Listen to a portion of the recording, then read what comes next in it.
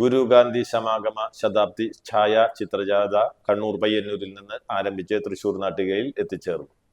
ജാഥ captain advocate Saji Joseph എംഎൽഎയുടെ നേതൃത്വത്തിലായിരുന്നു ഛായാചിത്ര ജാഥ. നാട്ടികയിൽ ബ്ലോക്ക് കോൺഗ്രസ് കമ്മിറ്റിയുടെ നേതൃത്വത്തിൽ ജാഥയെ സ്വീകരിച്ചു. KPCC vice president Ramya Haridas ഉദ്ഘാടനം ചെയ്തു.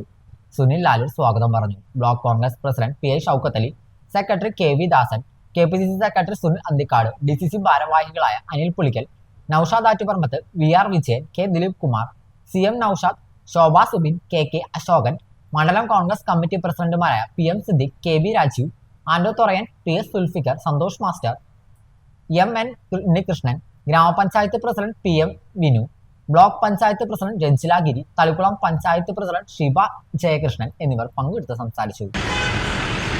സാമൂഹിക പരിഷ്കർത്താവ്,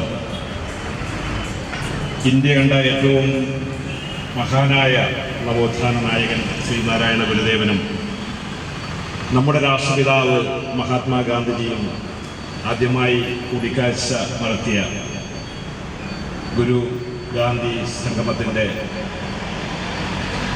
ശതാബ്ദി ആഘോഷവേളയിലാണ് കേരള പ്രദേശ് കോൺഗ്രസ് കമ്മിറ്റിയും ശിവഗിരി മഠവും ചേർന്ന് വിപുലമായ ആഘോഷ പരിപാടികളുമായി മുന്നോട്ട് പോകുന്നത്.